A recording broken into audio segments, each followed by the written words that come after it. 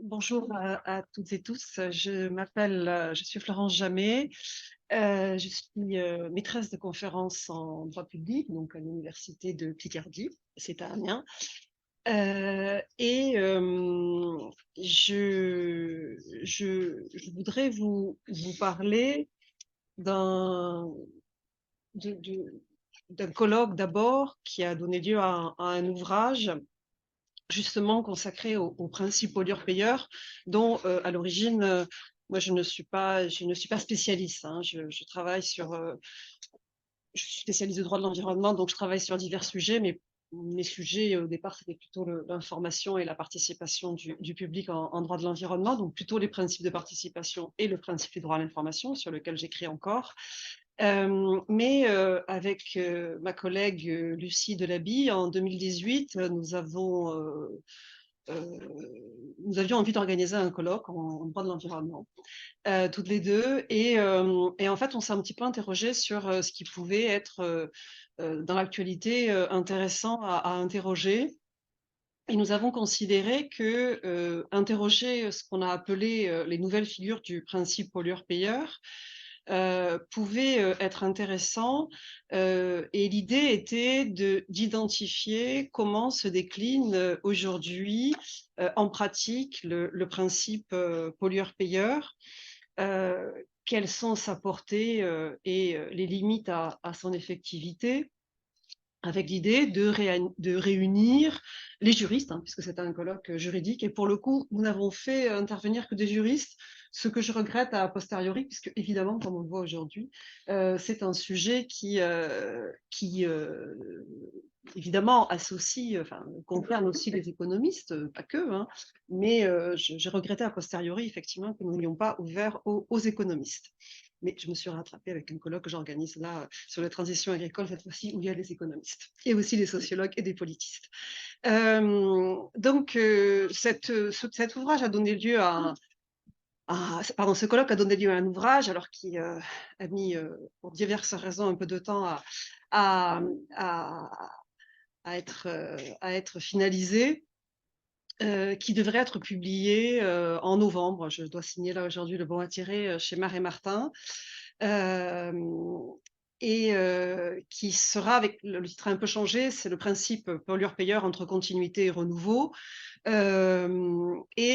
avons articulé l'ouvrage autour de trois dimensions. D'abord, une recherche d'identification du principe pollueur-payeur en droit international, européen et national. Alors national, pour nous, évidemment, c'est le droit français. Ensuite, une interrogation sur sa place en tant qu'instrument de prévention des risques environnementaux, notamment les risques sanitaires comme les perturbateurs endocriniens, et sa dimension réparatrice, notamment dans le domaine de la réparation du préjudice écologique, avec une réflexion sur les liens qui unissent ce principe et les concepts d'équité et de justice environnementale. Donc, nous avons essayé d'interroger le principe pollueur-payeur à l'aune de problématiques plus contemporaines du droit de l'environnement, comme les risques sanitaires avec les perturbateurs endocriniens, ou encore les questions de justice climatique, pour essayer d'identifier comment ce principe pollueur-payeur, enfin, si ce principe pollueur-payeur pouvait être identifié dans ces secteurs, et s'il l'était, comment on pouvait le caractériser. Alors, il ressort de ces travaux que le principe pollueur-payeur reste encore difficile à appréhender, et dans les textes comme dans la mise en œuvre, j'ai été frappée en relisant les différentes contributions par le fait qu'il y a souvent cette critique liée au fait qu'il ne se distingue pas toujours suffisamment du principe, ni du principe de prévention, ni du principe de responsabilité, à tel point que certains auteurs s'interrogent même sur l'intérêt du principe pollueur-payeur. Attention, là moi je parle en tant que juriste, hein, voilà, je tiens à le dire.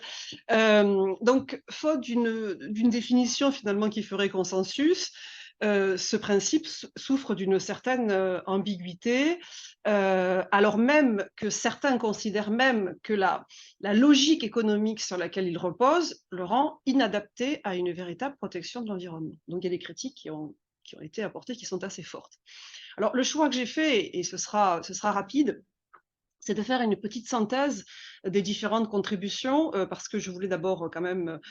rendre hommage aux différents contributeurs de l'ouvrage, parce que tout à l'heure vous avez dit que j'allais plus particulièrement parler des perturbateurs endocriniens, puisque c'est la contribution que j'ai rédigée, mais je voulais quand même aussi évoquer bien sûr les différentes contributions. Alors en faisant une synthèse, j'étais un peu ennuyée parce que je ne savais pas très bien si ça correspondait au format de cette conférence, et en même temps, en écoutant les différentes interventions, ça fait vraiment écho, il y a beaucoup d'échos qui sont faits aux contributions de ce colloque et puis de cet ouvrage. Euh, alors, il y a eu, je l'ai dit, d'abord une réflexion sur les figures, les usages du principe pollueur-payeur en droit international, public par ma collègue Lucie Delaby, qui explique que même si ce principe pollueur-payeur est mentionné en droit, dans les textes, dans les dans différentes conventions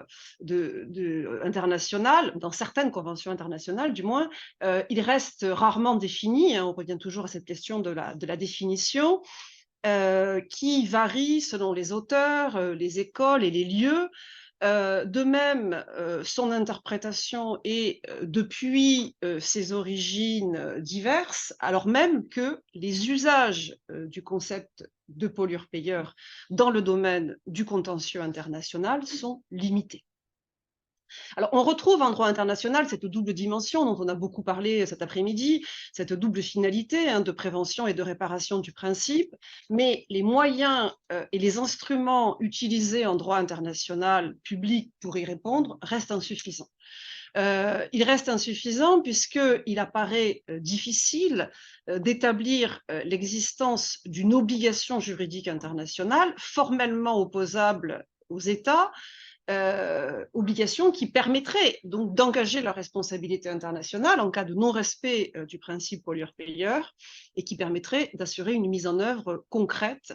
de ce principe en droit international. En outre, des obstacles d'ordre matériel et structurel liés aux spécificités de l'ordre juridique international empêchent sa pleine application, notamment du fait de sa difficile conciliation avec le principe de liberté des échanges qui domine en matière de coopération économique internationale. En droit interne, c'est quelqu'un qui a beaucoup écrit sur ce sujet, qui s'appelle Nicolas Hutten, qui expliquait, qui est à Nantes, qui expliquait. Alors d'abord, je suis quand même très honorée, hein, de faire cet exposé avec quelqu'un qui a beaucoup écrit sur ces sujets et qui a nourri beaucoup nos travaux, et puisque vous êtes quand même une figure pour ce qui concerne les principes du droit de l'environnement. Et merci aussi d'ailleurs de me permettre de présenter cet ouvrage, parce que moi je suis un peu dans le désordre. Voilà, mais mieux vaut tard que jamais. Donc en droit interne, on peut difficilement considérer que le principe pollueur-payeur, tel qu'il est énoncé à l'article L110-1 du Code de l'environnement, on en a parlé, hein, qui insiste plutôt sur le volet préventif, a été constitutionnalisé à l'article 4 de la Charte. L'article 4 de la Charte, je vous le rappelle, Charte de l'environnement, toute personne doit contribuer à la réparation des dommages qu'elle cause à l'environnement dans les conditions définies par la loi. L'objectif, lorsque la Charte a été adoptée, était justement de consacrer un principe de responsabilité qui avait donc pour objet de permettre à la fois un dépassement des limites du principe pollueur-payeur et aussi la réparation du préjudice écologique qui échappait à la responsabilité civile classique. La lecture des travaux préparatoires montre qu'il y a eu des critiques très fortes faites au principe pollueur-payeur et une volonté de ne pas reconnaître, affirmer dans la Charte ce principe en tant que tel, qui fait qu'aujourd'hui, l'article 4 apparaît plutôt comme un principe général de responsabilité environnementale que comme une nouvelle figure du principe pollueur-payeur. C'est du moins le point de vue de notre collègue Nicolas Hutten. Son principal apport par rapport au principe pollueur-payeur, c'est de consacrer une responsabilité objective, hein. Toute personne doit réparer les dommages qu'elle cause à l'environnement, responsabilité objective, tout en permettant l'intervention de la solidarité nationale en cas de défaillance de la personne responsable. Ce principe de responsabilité présente donc l'avantage d'affranchir la réparation des dommages environnementaux de la théorie économique et de la recentrer sur la logique juridique classique de responsabilité. Alors, en plus, cette responsabilité concerne bien les dommages à l'environnement. Au-delà des questions d'identification, nous nous sommes aussi interrogés dans cet ouvrage sur les manifestations concrètes du principe au titre de la prévention du coût d'une atteinte à l'environnement, notamment au travers d'un examen de la pertinence des marchés d'unités de compensation, dont on a déjà beaucoup parlé,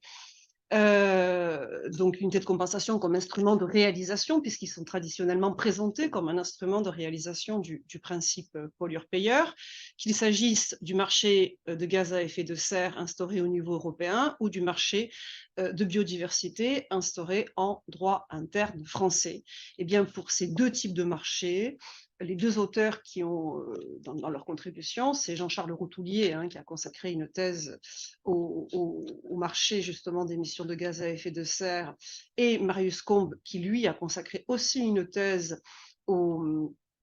unités au marché de biodiversité, constatent tous les deux que ce sont certes des dispositifs intéressants, mais soulignent aussi les insuffisances de ces mécanismes pour répondre aux objectifs du principe pollueur-payeur. C'est-à-dire qu'ils s'interrogent même sur le fait de savoir si, notamment pour les unités de biodiversité, c'est bien le principe pollueur-payeur qui fonde finalement si on peut considérer que c'est le principe pollueur-payeur qui fonde ces dispositifs de compensation écologique, dans la mesure où le porteur d'un projet soumis à évaluation environnementale doit, en principe, supporter le coût des mesures compensatoires. Et en l'occurrence, Marius Combe estime que ce rattachement est contestable et qu'il relève donc d'une conception erronée ou très extensive du principe pollueur-payeur. Même s'il considère que si on ne fait pas une interprétation stricte, ce marché se rattache à l'esprit du principe pollueur-payeur.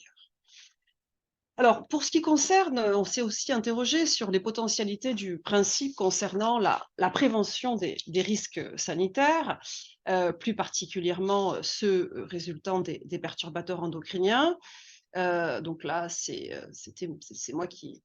ai fait cette contribution. J'ai essayé de montrer que si le principe pollueur-payeur n'est pas absent concernant la gestion des perturbateurs endocriniens, sa mise en œuvre reste lacunaire. Elle se heurte d'abord à une identification incertaine des externalités négatives, notamment du fait de la difficulté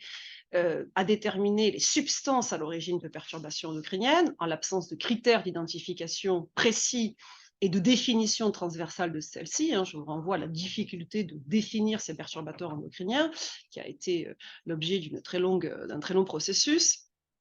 Par ailleurs, l'imputation des externalités reste complexe et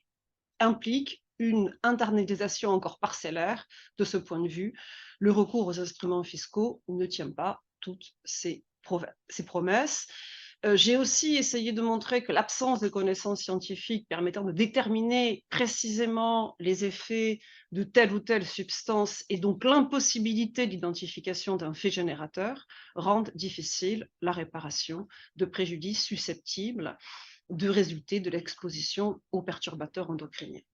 Alors, j'ai envisagé des pistes telles que les tendances, notamment à l'abandon de la conception classique de la causalité, qui pourraient offrir de nouvelles perspectives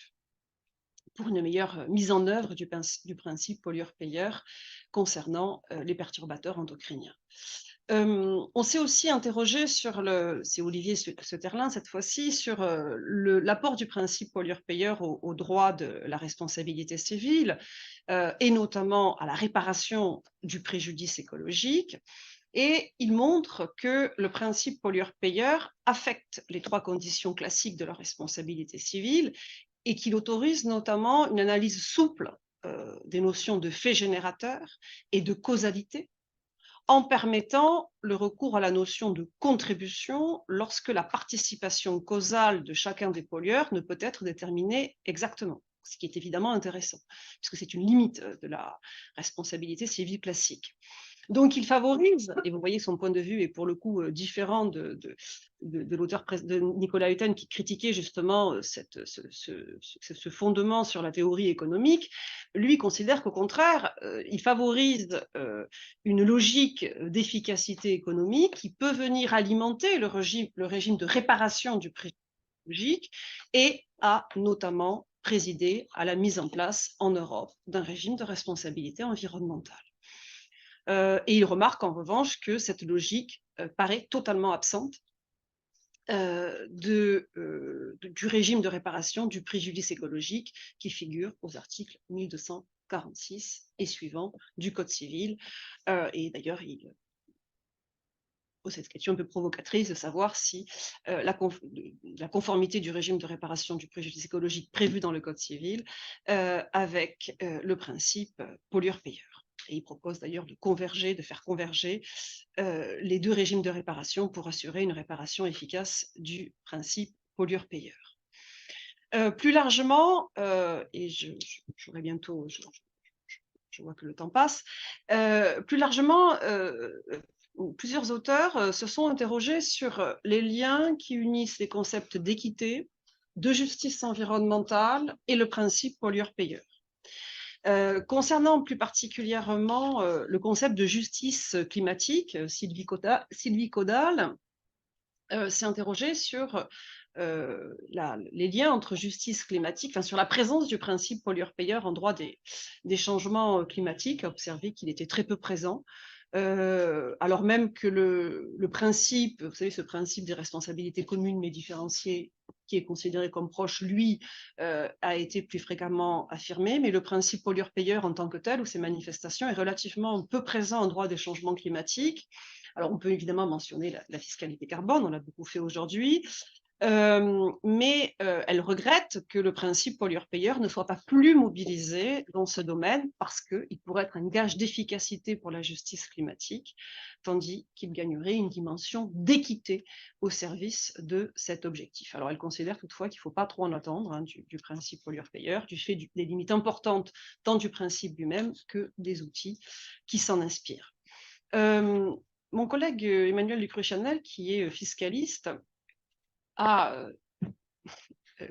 dans sa contribution, fait une critique assez sévère de la fiscalité environnementale, en expliquant que cette dimension fiscale, on l'a fait aujourd'hui, est fréquemment invoquée, mais, dit-il, le bilan que l'on peut en dresser est extrêmement décevant. Et les obstacles pour fonder un système d'imposition sur ce principe sont nombreux, notamment du fait des difficultés à déterminer objectivement débiteur, montant et bénéficiaire de l'obligation. Et dit-il, il est construit sur une logique de justice commutative et il apparaît finalement autre que celui de justice distributive sur lequel repose l'impôt, à tel point qu'on peut se demander, lui il considère qu'il y a une radicale incompatibilité avec la fiscalité,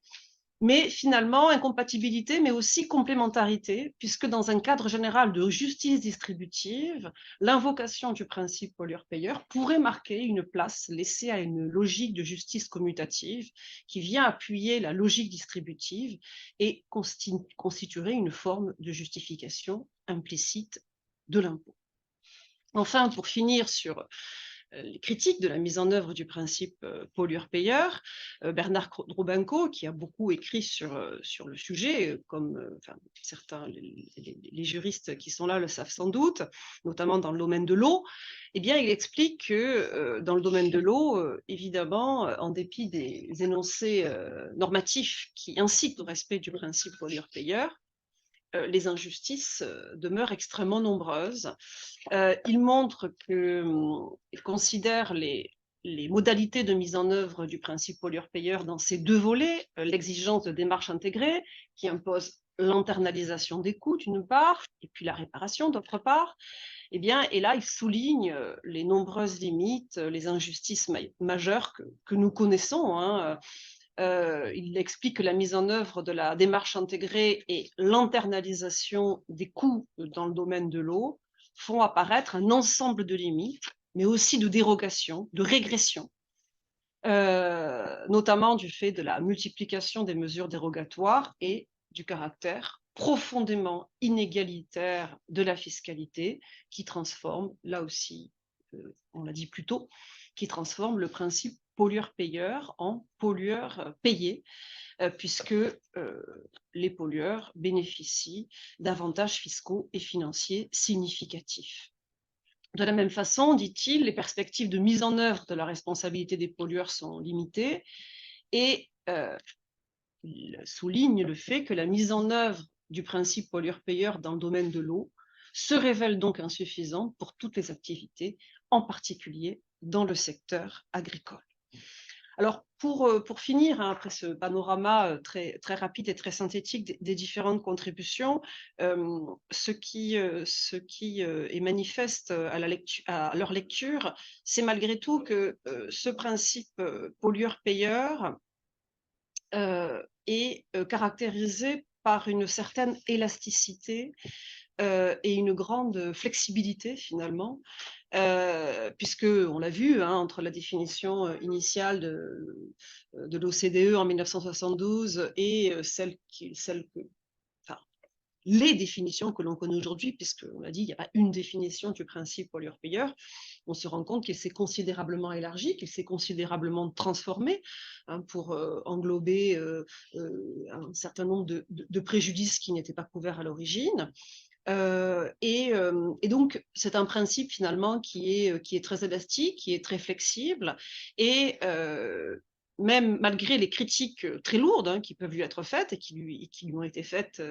dans ses contributions, hein, jusqu'à, je l'ai dit, s'interroger même sur son intérêt, on peut considérer que